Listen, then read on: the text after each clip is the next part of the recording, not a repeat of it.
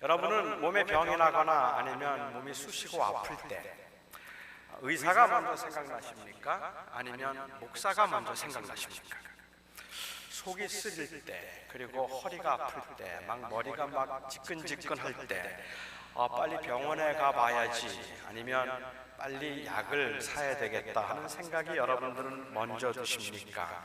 아니면 빨리 목사한테 기도받으러 교회 가야 되겠다는 생각을 먼저 하십니까? 아마 어떤 분들은 목사도 목사 나름이라고 말씀하시는지도 모르겠어요. 영험하고 능력이 있어서 병도 잘 고치는 목사라면 의사보다 목사가 먼저 떠오르고, 의사가 가장 경계해야 될 대상이 바로 목사이겠지만, 저처럼 엉뚱한 말을 많이 하고 병도 잘 고치지 못하는 목사는 떠오르지 않을 것 같아요. 저는 누가 편찮으시다는 소식을 들으면 걱정이 되어서 전화를 한다든지 아니면 신방을 하게 되는데, 그렇게 신방을 갔을 때 이런저런 데가 아프시다는 그러한 말을 들으면 대체로 제가 제일 먼저 하는 말이, 의사 선생님은 찾아가 보셨습니까? 아니면 병원 가 보셨나요? 그 질문을 저는 제일 먼저 합니다.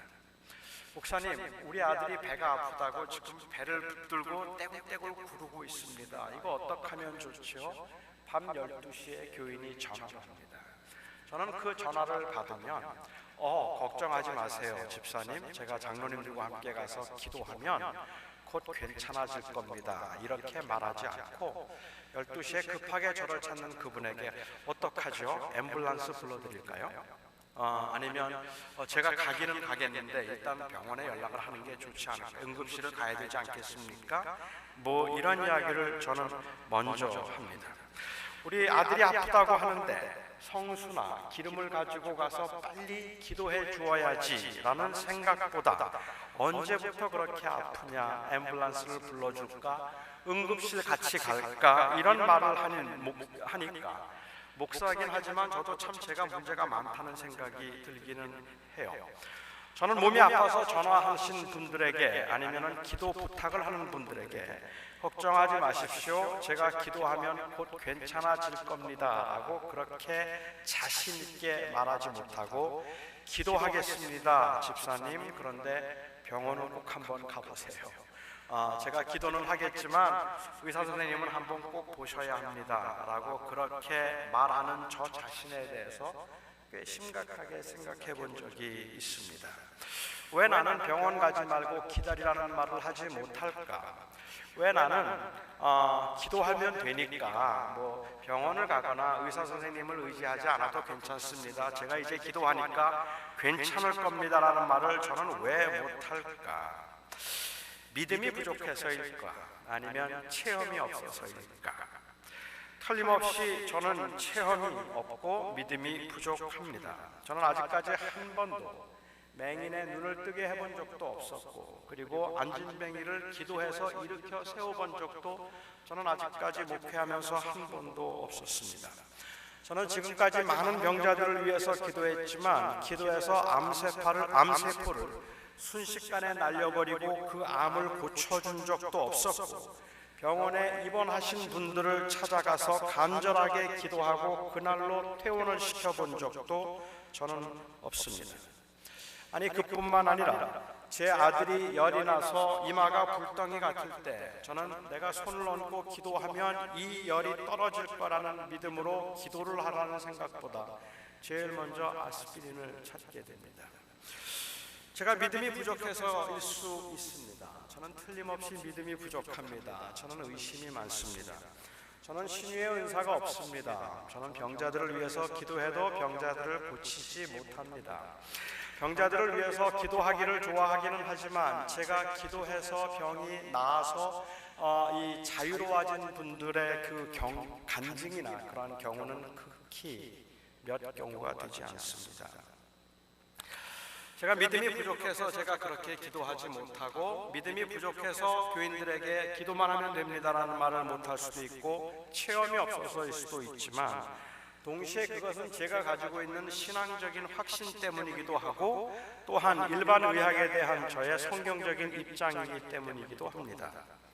저는 목회를 하면서 한 번도 그런 능력을 달라고 기도해 본 적이 없었고, 바른 목회를 하기 위한 참 종이 되기 위해서는 능력을 받아야 한다고 생각해 본 적도 저는 없었습니다. 물론 아주 고통스러워 하시는 분들을 보거나 아니면 그 병으로 인하여서 너무 힘들어하고 아파하는 그러한 분들을 뵈면 고쳐달라고 간절하게 기도한 적이 있었고, 내가 저분의 병을 고칠 수 있다면 정말 좋겠다는 그러한 마음의 소원을 가져본 적은 제가 있었지만, 그럼에도 불구하고 저는 내가 능력 있는 종이 되기 위해서 정말 이 시대에 많은 교인들에게 꼭 필요한 목사가 되기 위해서 병을 고치는 능력 하나는 가져야 되겠구나라고 생각을 하고, 하나님 앞에 사생결단하고 그 능력을 달라고 기도해 본 적도 없었고, 그 능력을 받기 전까지는 나는 참 목회를 할 수 없다고 생각해 본 적도 없습니다. 그런데도 저는 열심히 병원을 찾아다니고, 그리고 편찮으신 분들을 위해서 특별히 더 많이 기도하고 함께 기도하기를 좋아합니다. 저는 몸이 아프신 분들이나 아니면은 그 병원에 입원했다는 이야기를 들으면 다른 일을 몰라도 그분은 찾아가야 되겠다는 생각을 하고, 다른 건 몰라도 그분을 위해서는 내가 내 시간에라도 기도를 꼭 해야 되겠다는 생각을 해서 병든 자들을 위해서 더 많이 기도하고 더 많이 소통하는 편입니다. 하지만 제가 병을 고칠 수 있는 능력이 있는 것도 아니면서 병을 그렇게 고치지도 못하면서 그 병든 자들을 특별히 생각하고 제가 그들을 위하여 기도하는 이유는 어쩌다가 혹시 병이 낫게 되지는 않을까, 그래서 어느 날 내가 갑자기 유명한 부흥사가 되지 않을까 하는 그러한 기대 때문도 아니고, 능력도 없으면서 능력이 있는 줄 제가 착각하고 있거나 아니면 교인들에게 그렇게 무능한 목사로 보이는 것이 싫어서 교인들에게 그래도 그 내가 기도하면, 그래도 목사가 기도하면 교인이 기도할 때보다는 더 능력이 있어서 반드시 낫게 될 겁니다라는 그러한 그 모습을 교인들에게 보여주기 위해서 제가 병자들을 위해서 더 많이 기도하거나 병원을 더 자주 신방 가는 것은 아닙니다. 제가 그렇게 하는 이유는 기도의 능력을 믿기 때문입니다. 하지만 그 말은 제가 가지고 있는 초능적인 능력이 있어서 제가 모든 병자들을 고칠 수 있는, 무슨 병이든지 고칠 수 있는 그 능력을 믿는다는 말이 아니라 하나님께서 저의 기도를 들으시고 응답하심을 믿는다는 말입니다.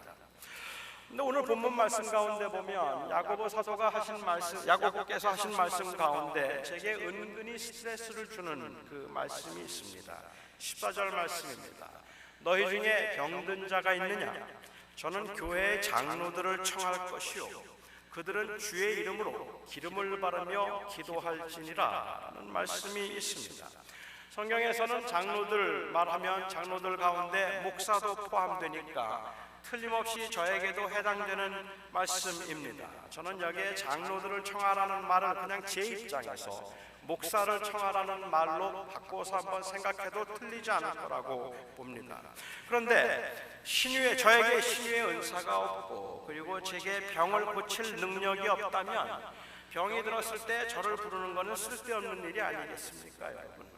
병이 들어서 아프고 힘들 때에 빨리 의원을 찾아가라든지, 아니면 교인들 중에 우리 교인이 아니면 어떻습니까? 하나님의 능력을 받은 사람들 중에서 신유의 은사를 가지고 내가 그 병을 고쳐주도록 한 사람을, 고쳐줄 수 있는 능력을 부여했던 사람들을 찾아가서 그들을 청하여 그들에게 기도를 받으라고 말했더라면 이해가 될 텐데, 목사를 부르라고 했으니까 당시의 목사들은 모두 다 신유의 능력을 가지고 있었거나 그렇지 않다면 다른 목적으로 목사를 부르라고 한 것으로 보는 것이 맞을 것 같은데, 저는 후자라고 믿습니다.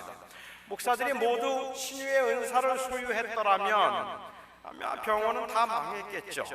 교회들은 환자들로 가득 찼을 것이고 그 환자들을 다 고쳤을 것인데, 그것도 문제겠지만 그것보다는 하나님께서 정하신 목사의 사역이나 기능과 또한 의사에게 허락하신 그 사역과 기능은 다르기 때문에 그렇게 저는 생각을 합니다.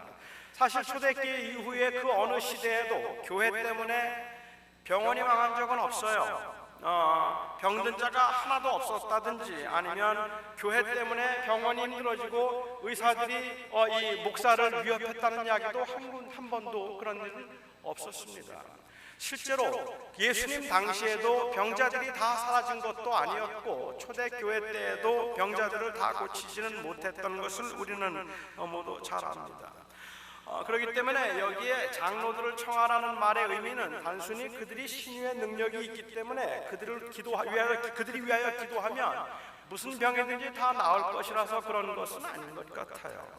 저는 야고보 사도가 이 말을 하면서 우선 무엇보다 먼저라는 말이나 의원을 찾지 말고라는 말을 사용하지 않았다는 사실과 교회의 장로들이라는 말을 사용했다는 사실에 주목해 보고 싶습니다.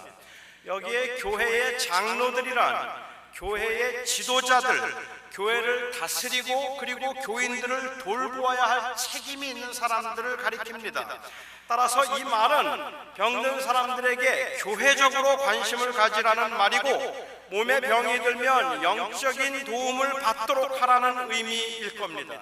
이 부분에 관해서는 지난주에 제가 조금 설명을 드렸습니다. 병이 든 사람들을 위해 기도할 때에 다양한 일들이 일어날 수 있겠지만, 이러한 모든 경우에 고침을 받든지 회개하게 하든지 아니면은 견디게 하든지 혹은 위로하든지, 그 모든 경우에 목사가 할 수 있는 궁극적인 일은 단순히 병을 고쳐주는 일이 아니라 관계를 다시 확인하는 일입니다. 그 예수 그리스도와의 관계를 확인하는 것이 목사가 할 수 있는 가장 중요한 일이기 때문에 그렇습니다. 예수님께서 한 마을에서 10명의 나 환자들을 고쳐주신 적이 있습니다. 그 10명의 나 환자들이 고침을 받고 난 다음에 9명은 예수님이 말씀하신 대로 제사장을 찾아가서 제사장에게 자기의 몸이 온전해졌는가를 확인하고 싶어 했고, 그 중에 한 사람만 예수님을 찾아와서 자기의 병을 고쳐주신 그 예수님께 감사하기를 원했습니다. 나머지 9사람들이 틀렸다 말할 수 없고 누구도 그 사람들을 정죄하기는 어려울 겁니다.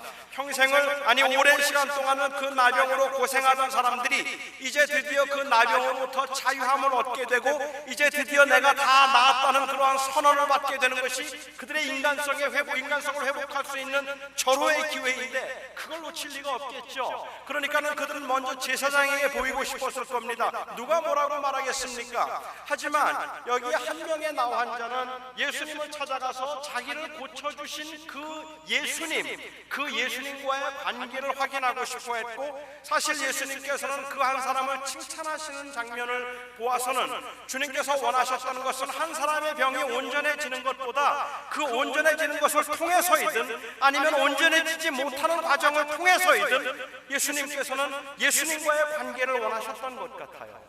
그 하나님과의 관계가 회복되고 새로워지기를 주님은 원하시고, 그리고 예수를 주로 섬기고 살아가는 걸 원하셨는데, 이 예수님을 영원한 나의 주님으로 모시고 영원하게 사는 것은 병을 고치는 것과는 비교도 안 되는 특권입니다. 왜냐하면 모든 질병의 치유는 다 일시적입니다. 영생에 비하면 이거는 정말 아무것도 아닐 뿐만 아니라 병이 나았다 하더라도 다시 사람은 병에 걸리게 되어 있기 때문에 그렇습니다. 따라서 장로들이 병자들을 위해 기도해야 하는 궁극적인 이유는 모든 병을 고쳐주기 위해서가 아니라 진정한 성도의 교제 때문입니다. 병든 사람이 교회 장로들을 청하는 것은 아픔을 함께 나누고 고난에 동참해서 서로 위로하고 붙들어주는 교회의 사명 때문이라는 말씀입니다. 사실 이것은 교회에게 맡겨진 굉장히 중요한 일입니다. 비록 죽음이 확정된 병상에서조차 믿음의 식구들이 찾아가서 그를 위하여서 간절하게 기도하는 것은, 모든 사람들이 이제는 가망이 없다고 말하지만 우리가 기도함으로 그들을 한번 살려볼 수 있다는 그러한 헛된 망상 때문이거나, 아니면은 그 사람은 이제 곧 세상을 떠나야 할 사람이지만 하나님께서 반드시 살려줄 것이라는 그러한 거짓된 평안을 마지막 순간까지 주기 위해서 찾아가는 것이 아니라, 죽음이 확정된 그 병상에서조차도 온 성도들이 함께하며 같이 가겠다고 하는 그러한 성도의 교제가 그 안에 있기 때문에 찾아가는 거라는 말입니다. 교회는 그렇게 해야 된다고 말씀하시는데, 오늘 그 몇 가지 이유를 본문에서 찾아볼 수 있을 것 같아요. 우선은 기름을 바르며 기도하라는 말씀입니다. 요즘도 기름을 사용하는 교회가 있는 것 같아요. 성수나 아니면 생수라고 하는 것을 사용하는 교회들도 있다고 합니다. 여기에 기름이나 혹은 성수를 사용하는 사람들은 이 기름이 하나님의 특별한 능력이 거기에 있는 아주 신비적인 힘을 가지고 있는 그 신비한 것이라고 사람들은 생각하는 것 같아요. 그래서 이 기름이 마술적인 힘을 가지고 있거나 어떤 병에든지 바르기만 하면 낫게 만드는 효험이 있는 아주 신비한 것이라고 생각을 해서 지금도 어떤 특별한 은혜를 받은 어떤 목사나 장로가 안수하고 기도한 물은 성수가 되어서 귀신도 쫓아내고 그리고 마시면 무슨 병이든지 다 낫게 만든다고 믿는 사람들이 있는 것 같습니다만은 사실 성경에는 그런 경우가 한 번도 기록되어 있지 않습니다. 요즘도 한국에서는 그 목사가 기도한 그 물이 효험이 있다고 해서 만민중앙교회 이재록 씨가 그가 출생한 무안이라고 하는 곳에서 끌어올린 그 무안 단물을 분무기에 넣어서 팔고 있는 것 같아요. 심지어는 지금 그 무안에 온천을 만들어서 세계 각지의 병자들이 그 온천에 와서 치료를 받는다고 하는데 그 무안 단물 그 물의 효험은 정말로 대단한 것입니다. 여러분 한국에 가시면 한번 구입하셔도 나쁘지 않을 것 같은데 이게 나쁘지 않다고 생각하는 이유는 제가 정말로 부러운 정말 그러면 좋겠다고 생각하는 이 무안 단물의 효험은 눈에 뿌리면 쌍꺼풀이 생깁니다. 그러니까 뭐 수술도 필요 없이 그냥 쌍꺼풀도 만들어질 수 있고 그리고 뭐 모든 병을 만병통치약처럼 다 고칠 수 있다고 생각하는 것 같아요. 성경에는 그런 물이 한 번도 없습니다. 그런 기록들이 없어요. 예수님께서 실로암 물가에서 나면서부터 시각장애인 되었던 사람의 눈을 그 물에 씻으라고 해서 낫게 하셨고 나만 장군이 요단강가에서 나병에 걸렸던 나만 장군이 요단강가에서 몸을 7번 씻어서 그 병이 나은 적이 있었지만 우리가 잘 아는 것처럼 그것은 요단강의 효험도 아니고 실로암 물의 효험도 아닙니다. 나면서 시각장애인이 되었던 그 사람도 그 병이 낫고 난 다음에 다른 시각장애인들이 그 물에 가서 눈을 씻으니 다 눈이 떠졌다라고 기록이 없어요. 오직 한 사람, 그 사람만 그 일을 경험했습니다.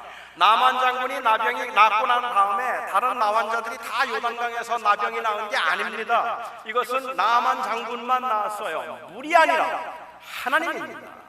주님께서 고치신 것이고 예수님이 고치신 것이지 물이 고친 게 아니라는 말입니다. 성경에는 어떤 경우에도 그런 효험 있는 물을 하나님께서 만드시거나 누구에게 부여하신 적이 없었다는 사실을 기억해야 합니다. 성수라는 건 없습니다. 그런 효험 있는 기름이라는 것도 없습니다. 성유, 성수 없습니다. 어느 목사가 자기가 기도한 물을 마시거나 아니면 자기가 기도한 기름을 바르면 낫는다고 말하면 여러분 속지 마시기 바랍니다. 그런 건 없습니다. 어떤 분들의 경우는 그 기름이 특별한 효능이 있는 것은 아니지만 이 기름은 약을 상징한다고 말하기도 하는 것 같아요. 사실 고대의 기름이 약으로 사용되었던 것은 맞습니다. 예수님의 비유 가운데도 선한 사마리아 사람이 강도를 만나서 몸에 상처를 입었을 때 그때 그 기름을 발라서 치료해준 그 기록이 나와 있습니다. 따라서 기름이 약을 상징한다고 보고 그래서 기름을 바르며 기도하라는 말이 약도 쓰면서 기도하라는 말이라고 본다면 어느 정도 일리는 있는데 그 기름을 바르며 약을 쓰라는 말씀, 기름을 바르며 기도하라는 말씀이 약을 쓰면서 기도하라는 일반 의학도 의존하면서 기도하라는 의미라는 주장이 제게는 솔직히 좀 설득력이 없어 보여요.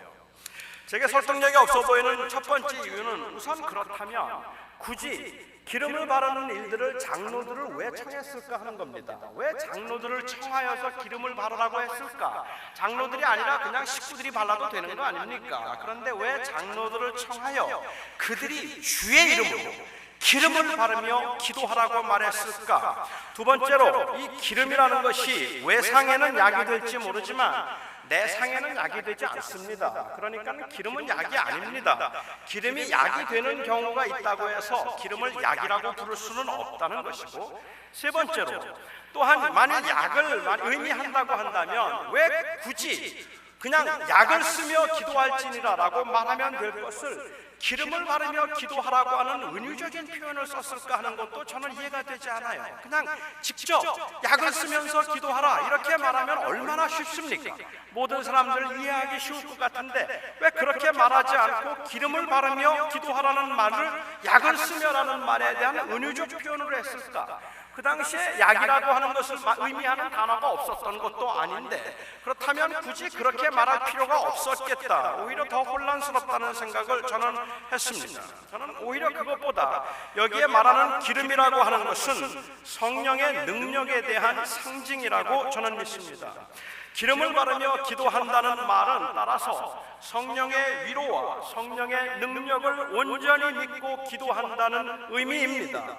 장로들이 기름을 바르며 기도한다는 것은 그리스도께서 교회에 위임한 그 권위로 교회가 성령의 능력을 온전히 의지하여 예수 그리스도의 이름으로 함께 기도한다는 의미입니다. 그런데 이 성령의 능력은 언제나 병고침을 통해서만 나타나는 것이 아닙니다. 성령의 능력은 우리로 하여금 하나님을 아버지라고 부르게 하기도 하고 마음의 평안과 위로를 통해서도 나타나고 하나님의 위로와 확신을 통해서도 나타나는 것입니다. 이 성령의 능력이라고 하는 것은 정말로 더 이상 견딜 수 없을 만큼 고통스럽고 힘든 육체적 아픔 가운데에도 마음에 말할 수 없는 평안을 느끼게 되는 것도 성령의 능력일 것이고, 다른 사람들은 모두가 다 불쌍하다고 혀를 차는데도 오히려 그를 무난하는 사람들을 위로할 수 있는 것도 성령의 능력이고, 하나님의 영원한 나라를 바라보면서 그 고난 가운데도 오히려 찬송할 수 있는 것도 바로 성령의 능력이라는 말입니다.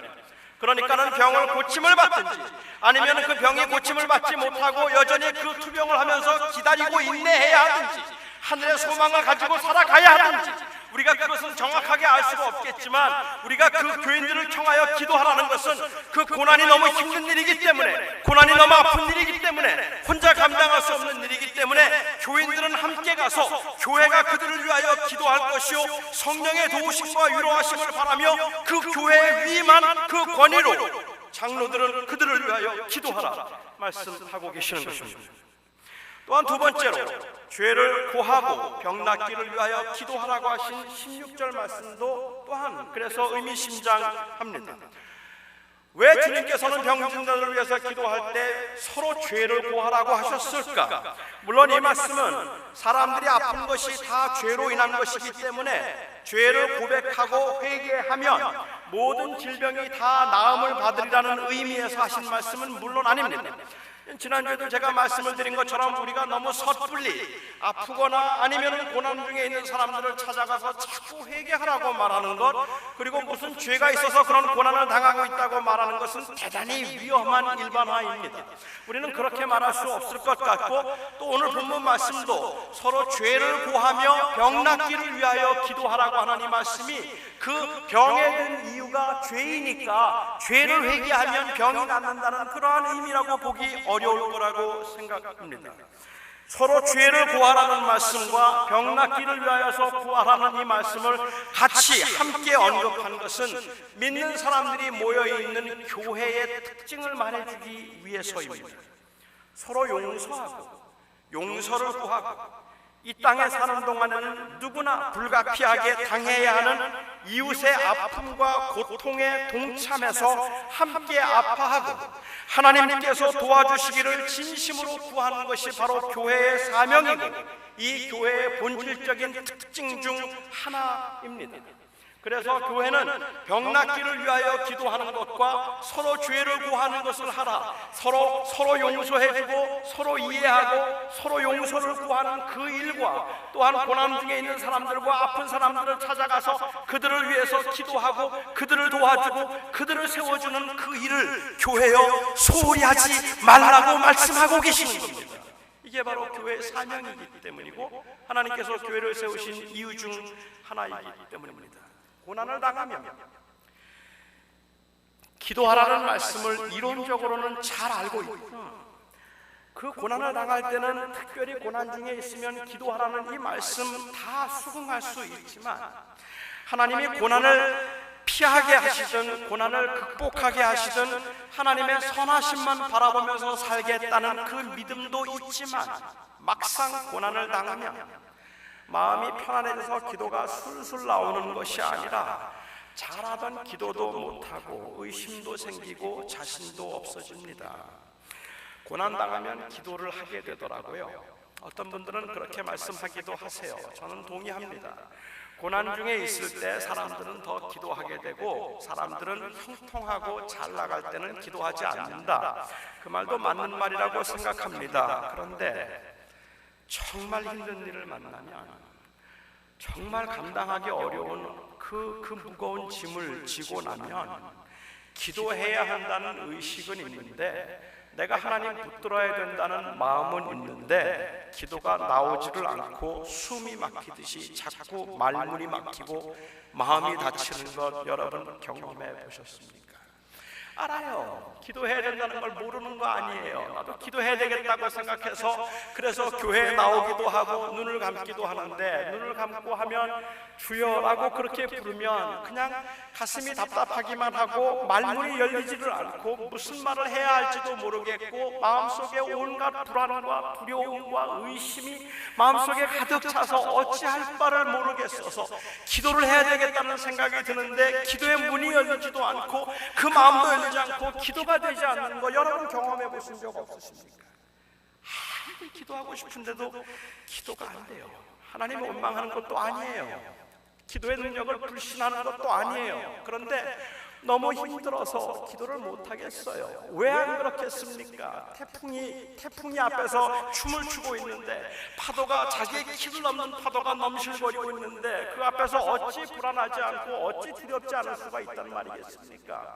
웬만하면 견디겠는데, 웬만하면 기다려보겠는데, 웬만하면 하나님 앞에서 정말 자신 있게 하나님 앞에, 하나님 이 고난 제게 임했지만 기다리겠습니다. 주님, 제가 이것을 견딜 수 있도록 조금만 더 힘을 주시옵소서라는 그 기도를 해야 한다는 것도 알고 그 기도하고 싶은데 입에 나오지를 않는다는 말이에요. 문이 열리지를 않는다는 말이에요. 너무 힘들어서 고난과 질병의 문턱은 혼자 넘고 감당하기에는 너무도 벅찬 것입니다. 그럴 때 누군가 뒤에 내 어깨에 조용히 손을 얹고, 많이 힘들죠? 내가 기도하겠습니다. 제가 기도할게요 라고 이야기하고, 하나님, 우리 사랑하는 집사님 한 번만 도와주시옵소서 하는 그 한 사람의 그 기도에 그냥 참았던 눈물이 쏟아지기도 하고 그 서름이 쏟아지는 것들을 여러분들은 경험해 보지 않으셨습니까?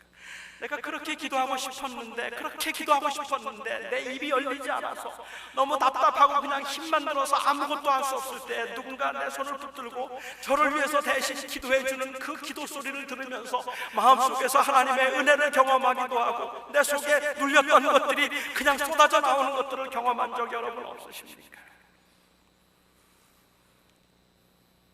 누군가 끌어주고 밀어줄 수 있다면, 누군가 기도로 도와줄 수 있다면 그러면 넘을 수 있습니다. 아내일 수 있습니다. 남편일 수 있습니다. 사랑하는 친구일 수 있고 부모일 수 있습니다. 오늘 야고보는 교회도 그 중에 하나가 되어야 한다고 말하고 있는 겁니다. 바로 교회가 그 일을 해야 된다고 말하는 겁니다. 장로들이라 하나님께서 특별히 기도를 들으시는 능력 있는 자들을 대표하는 것이 아니라 교회를 대표하는 것입니다. 여러분은 목사에게서 무엇을 기대하십니까? 목사가 능력이 있어서 병자들을 위해 기도하면 나음을 입고 만병통치약 같은 성수나 아니면 성유를 가지고 있어서 아픔이 있을 때마다 즉각적으로 찾아가서 병을 고쳐주고 자유케 해주기를 여러분들은 기대하십니까? 저도 제게 그런 능력이 있었으면 좋겠고, 저도 제게 그런 기름이 있어서 정말로 간절하게 도움이 필요한 분들이 계시다면 그저 한 방울 두 방울씩이라도 긴급할 때라도 써서 여러분들의 그 고난과 그 여러분들의 아픔으로부터 자유할 수 있으면, 하게 할 수 있으면 정말 좋겠다는 마음은 간절하게 들지만, 하지만 저는 그것이 목사에게 주신 본질적인 사명이라고 생각하지 않습니다. 제가 만약 그것이 목사에게 준 본질적인 하나님의 사명이라고 생각한다면 저는 오늘이라도 사생결단을 할 마음으로 하나님을 대면함이 정직한 모습일 겁니다. 지금 제가 이 자리에서 이렇게 설교를 하고 있을 시간이 없다는 말입니다. 저는 하나님 붙들고 사생결단을 할 겁니다. 하나님, 저에게 능력을 주셔서 제가 목사를 계속하게 하시든가 아니면은 제가 그만두게 하시든가. 이 땅에 고난당하는 사람들이 이렇게 많은데, 이 땅에도 아픈 사람들이 이렇게 많은데, 이렇게 아픈 사람들 두고 목사라는 자가 그 한 사람 병 하나 제대로 고쳐주지 못하고, 그 힘든 사람들 하나 자유하게 해주지 못하고, 그리고 무슨 설교라도 한다고, 무슨 목회를 한다고 할 수 있겠습니까? 하나님, 저에게 능력을 주셔서 그 병자들을 고칠 수 있게 해주시던가, 아니면 나 목사 못하겠습니다. 사생결단할 겁니다. 그게 제 사명이라면. 그런데 저는 그게 제 사명이라고 생각하지 않아요. 그거는 교회 주신 사명도 아니라고 저는 믿어요. 그래서 저는 그것을 위해서 그 능력을 달라고 기도하지 않습니다. 차라리 저는 오히려 그것보다는 우리 사랑하는 교인들과 함께 할 수 있기를 위해서 기도합니다. 목사에게서 기대하는 것이, 목사의 본질적인 사명이 어떤 상황에서도 하나님을 바라보게 하고 하나님의 은혜와 도우심을 기대하게 하고 감싸주고 붙들어주는 것이라면 그것이 제가 해야 할 일이고 제가 하고 싶은 일인 것입니다. 오해 마십시오. 병 못 고친다는 이야기가 아닙니다. 저는 병을 고치는가 안 고치는가 하는 것은 하나님의 주권에 달려있다면 적어도 목사에게 그것은 본질적 사명은 아니라는 말씀을 드리는 겁니다. 이 교회가 가지고 있는 본질적인 이 교회의 사명은 병자들을 고쳐주는 것이 아니라 그 병 중에도 고침을 받든지 받지 못하든지, 문제가 해결되든지 해결되지 못하든지, 형통하든지 아니면 가난한 가운데 여전히 얼마를 더 기다려야 하든지, 그 모든 상황에서 주를 바라보게 만드는 거랍니다. 예수 그리스도를 바라보고 그 구원의 날을 소망하면서 살아갈 수 있도록 서로를 격려하고 붙들어주는 것, 서로를 위로하고 서로를 용서하고 서로를 지켜주는 것, 이것이 바로 교회가 해야 될 가장 본질적인 사명이라는 말입니다. 오늘 본문 말씀을 한마디로 요약한다면 교회요, 고난당하는 자들과 함께 기도하라. 이것이 오늘 이 말씀이 주는 말씀입니다. 야고보 사도는 야고보서는 처음 시작을 하면서 고난에 관한 이야기로 시작했어요. 고난당하는 사람들이 그 고난 가운데서 힘들어하고 헉헉거릴 때 하나님 앞에 하나님의 선하심을 조금도 의심하지 말고 구하라. 후히 주시고 꾸짖지 아니하시는 하나님 앞에 구하라. 그 하나님을 의지하라고 이야기를 했고, 낙심하지 말라고 말했고, 하나님의 선하심을 붙들고 살아가라고 이야기를 했습니다. 그러면서 때로는 교회를 향해서 엄하게 책망을 하면서 분노하기도 했습니다. 도대체 이 교회가 뭐하는 교회이길래 부자들이 가난한 사람들을 업신여겨서 이 가난한 사람들이 착취를 당하고 이 땅에 살면서 교회 안에서조차도 그들이 학대를 받고 그래서 서름을 겪게 만드느냐고, 교회가 왜 그러느냐고, 가난한 사람들을 위해주고 가난한 사람들을 격려해주고 그들을 위해서 기도하라고 이야기를 했고, 이 이야기를 5장까지 이어가던 중에 마지막 끝부분의 결론에서 마지막으로 After all, 모든 이야기를 내가 결론적으로 말하자면 하고, 그리고 야고보가 한 말은 교회요, 고난당한 자들과 함께하라. 그들을 위하여 기도하라.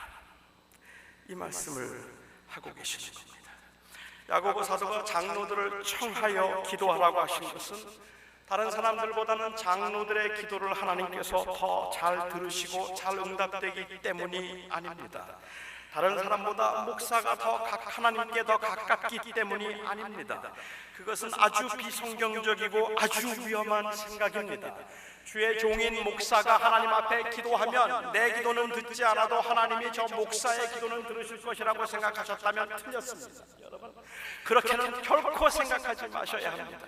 예수 그리스도께서 십자가에 죽으시던 그날, 주님께서 십자가에 죽으시면서 성소와 지성소를 나누던 휘장이 갈라지고, 그리고 그 은혜의 보좌 앞에 이제는 누구든지 다 담대히 나아갈 수 있도록 하셔서 모두가 다 제사장이 되게 하셨고, 모든 사람이 하나님 앞에 예수 그리스도의 이름으로 예수 앞에 담대히 나아갈 수 있도록 주님께서는 그 길을 여셨기 때문에 목사를 통해서 기도해야 할 이유가 하나도 없습니다. 장로들을 통해서 기도해야 될 이유가 없습니다. 하나님께서 목사의 기도를 더 잘 들어주시는 것 아닙니다. 목사가 더 깨끗하고 더 하나님 앞에 열심히 비고 더 종교적으로 살고 있기 때문에 내가 기도하면 하나님이 안 들어주셔도 목사가 부탁하면 하나님은 들어주실 거야? 아니요. 하나님은 여러분들의 기도나 제 기도나 똑같이 들으시는 분이십니다. 저는 거기에 차이가 없다고 믿어요. 그것은 굉장히 위험한 생각입니다. 교회 장로들은 하나님께 더 가까워서 대신 기도해 줄 특권을 부여받은 사람들이 아니라 똑같이 연약한 죄인이지만 함께 기도해 주는 사람들이고 함께 기도를 도와주는 사람들입니다. 그래서 교회는 필요하고 소중한 것입니다.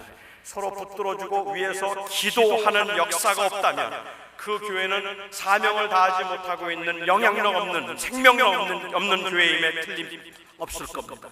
온 교우들이 한 그 아픈 사람들을 위하여 서로 사랑하여서 병이 든 사람이 있다면 그 병든 사람의 병 낫기를 위하여서, 죄사함을 위하여서 서로 기도하고 붙들어줌으로 하나가 되는 일은 몇 사람의 병이 기적적으로 낫는 것보다 훨씬 더 위대한 아름다운 교회의 모습입니다.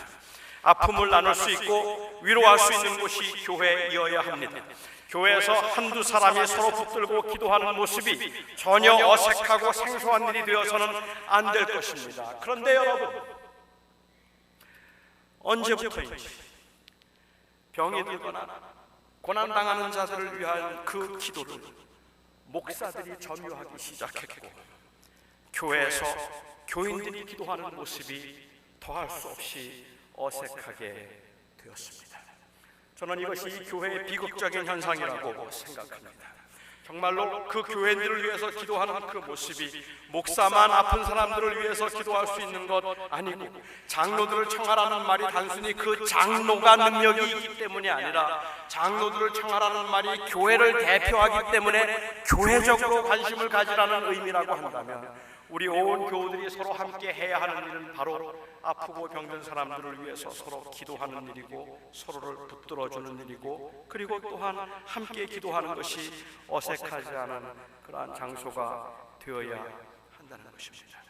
저는 이 한길교회가 예배를 마치고 난 후에, 어떤 모임을 마치고 난 후에 이 앞에서, 저쪽에서, 그리고 복도에서 서로 기도하는 모습을 보아도 전혀 어색하지 않고 자연스러운 교회가 되었으면 좋겠습니다.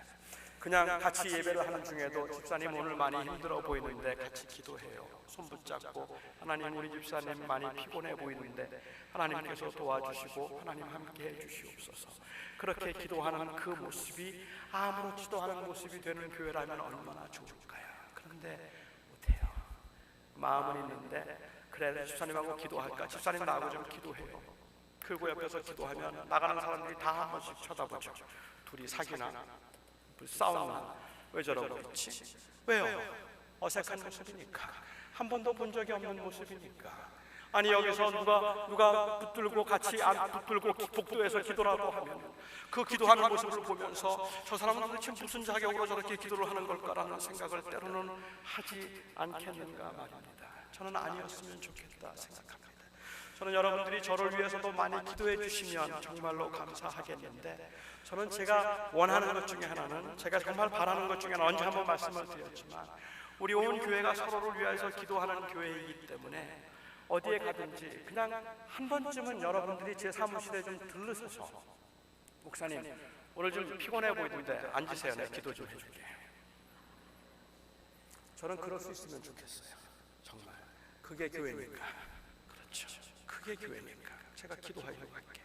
그래서 기도할 수 있고, 제가 여러분들을 위해서 기도할 수 있고, 장로님이 여러분을 위해서 기도할 수 있고, 집사님이 부여원이 구역장을 위해서 서로를 위해서 기도하는 그 모습이 아무렇지도 않게 보여지는, 힘들고 어려운 것을 알기 때문에 서로를 그렇게 세워주고 격려하려고 하는 그 모습을 보여주는 것, 이게 교회라서 야고보 사도는 말하기를 교회요 라고 이야기하고 있습니다.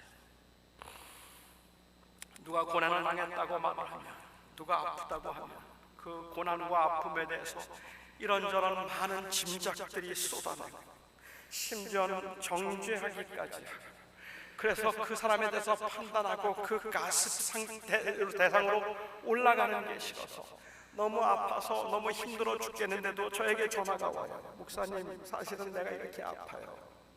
그런데 목사님만 알고 기도해 주세요. 아무한테도 말하지 마세요. 왜요? 그렇게 말하면 또 사람들 말하는 것도 싫고 나에 대해서 이러쿵저러쿵 얘기하는 것도 싫어서 너무 많은 짐작들이 여기저기 돌아다니는 것들이 너무 싫기 때문에 그렇단 말이에요. 그냥 우리가 그런 이야기 들으면 아무 말 하지 않고 하나님 앞에 무릎 꿇고 겸손하게 하나님 도와주세요라고 기도만 하면 얼마나 좋겠어요. 그렇게 기도할 수 있으면 얼마나 좋겠어요. 서로를 믿고 신뢰해서 기도를 같이 나눌 수 있는 교회가 살아있는 교회이지, 형제라고 말하면서 자매라고 말하면서도 제일 힘든 건 말 못해요. 가장 아픈 기도는 기도 제목 못 내놔요. 저는 이게 교회 문제라고 생각을 합니다. 오늘 야고보 사도가 고난당한 사람들을 향하여서 그 많은 이야기들을 쏟아내는 끝에 마지막으로 결론으로 그가 했던 말은 오 교회여 고난당한 사람들과 함께하라. 이 말씀은 병든 자가 장로를 청하라는 말씀은 병원 대신 교회라는 말씀도 아니고 병고침을 받기 위한 비결이나 방법에 관한 말씀도 아닙니다. 이것은 함께해야 하는 교회의 사명에 관한 말씀이고 병든 사람들과 고난 중에 있는 사람들을 결코 무시하거나 소홀히하지 말아야 되는 교회의 책임에 관한 말씀입니다. 우리 한길교회가 이 사명과 책임을 다할 수 있어서 특별히 약한 사람들, 특별히 아픈 사람들, 그리고 특별히 케어가 필요한 사람들을 우리가 더 많이 찾아가고 더 많이 기도하는 교회 되기를 바랍니다. 기도하겠습니다.